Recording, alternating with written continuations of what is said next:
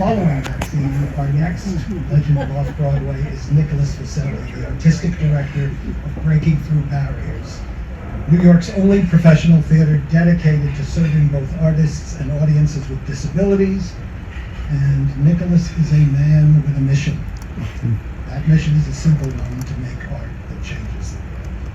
Nicholas made a commitment to that mission when he joined Theater Breaking Through Barriers 25 years ago, working as an actor in over 30 of the theater's productions, a director, a sound designer, an administrative associate, tour coordinator, and a script reader for low vision actors. Here in the Off-Broadway Theater, you don't do just one thing.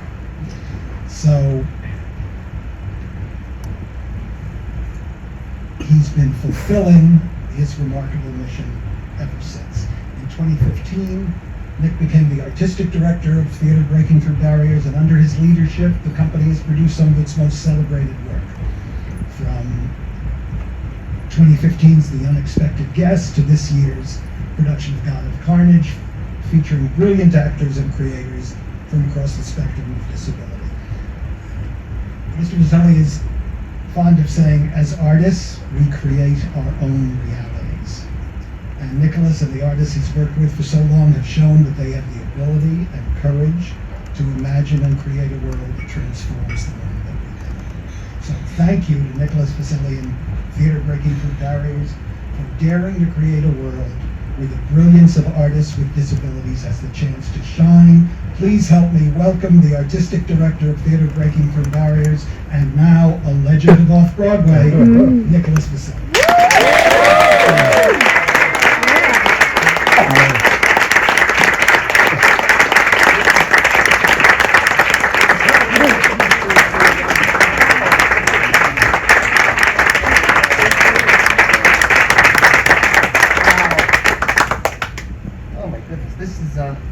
This is amazing.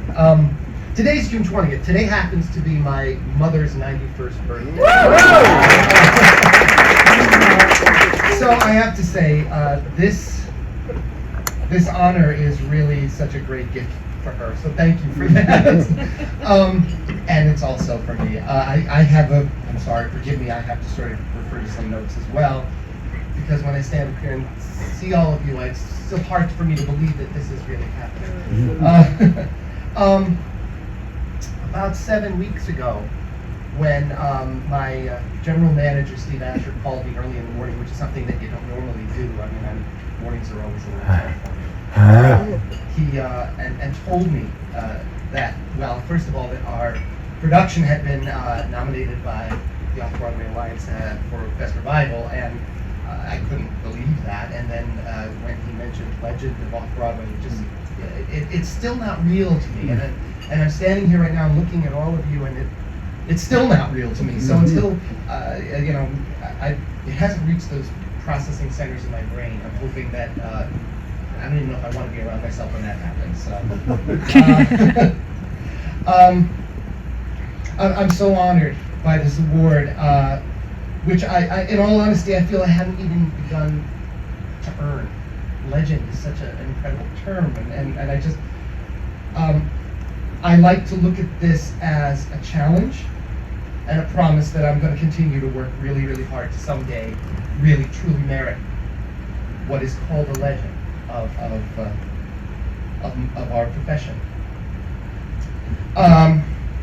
But I can say with all honesty, even though maybe I don't yet feel like I deserve to be called a legend, I think the work that our company does, who we are as a company, is truly the stuff of legends.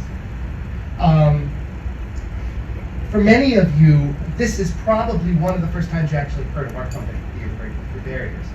I like to sort of say that TBTV is one of New York's best kept secrets, but we're now going into our 44th season. We've been around since 1979.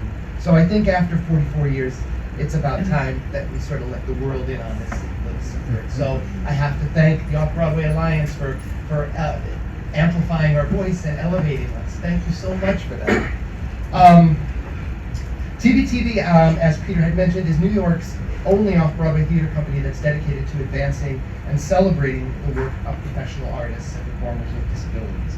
We were founded back in 1979 by my predecessor and founder of the company, Ike Shamblin, who I also have to share this honor with because he's the one who got the ball rolling.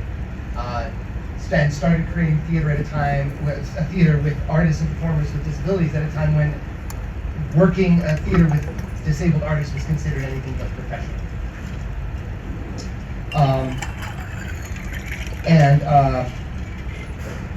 It was always our goal to not focus on the disability, but to focus on the art. So our company has always been an integrated company, mixing both disabled and non-disabled performers together.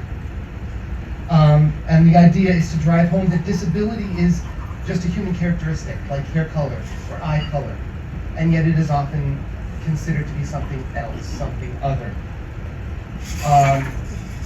Over the past 7 or 8 years, there's been an incredible push towards diversity, equity, and inclusion.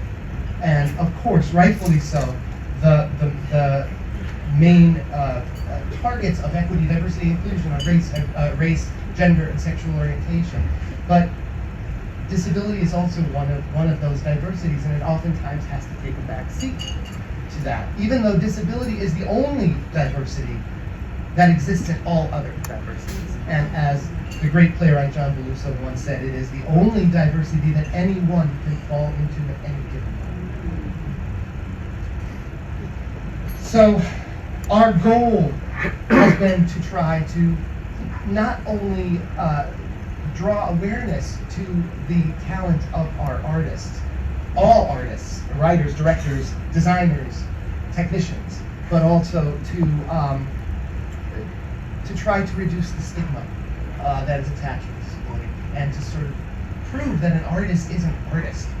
And we have to be able to look at the person in front of us and see who they are, not just see with our eyes, but look closer and look deeper. The good news is that after over 44 years of pushing our message and trying to pioneer new ways to create fully accessible theater, not just by adding open captioning performances or that's all very good and important, but now it's the idea of integrating it, building it into the show so that it just becomes part of an entire experience that is not just for 1 or 2 people in an audience, but for the entire audience. And to sort of elevate all of that. And I think the bottom line proof that I'm standing here before you, such wonderful, incredible artists whom I have loved and respected for years, such wonderful arts organizations that our company has been sort of elevated with and compared with, that indicates such a positive sign that we're making great progress. So I want to thank all of you on behalf of the small but fierce family at TBTV, whom I share this with, our incredible board of directors, some of whom are represented here today: Lou Morell, our board chair, Sue Perziger, our board secretary, our very small administrative team, 4 of us, we happy few. Steve Asher, our general manager, Tucker Salavara, who is our social media coordinator, and Anne Marie Morell, who also happens to be my wife, who does everything from helping me to write grants to helping us to choose our casts. She's incredible and my inspiration in my heart. I have to thank my mentor and our founder, Ike Shamblin, who always wanted to win these awards. The company was founded in 1979, and in 1980, the winner for Best Play was Children of a Lesser God. And at that time, our company worked primarily with blind and low vision artists. And Ike's determination was, well, if they can win a Tony Award working with deaf actors, I want to win a Tony Award working with blind actors. Well, we're making our way there. So I have to share this with them. And my family, my friends, all of the incredible artists who have worked with TBTV and brought us to where we are today. Thank all of them, and I have to thank all of you.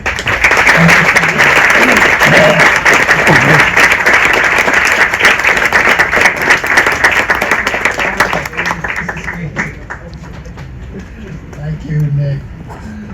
Our next Legend of Off-Broadway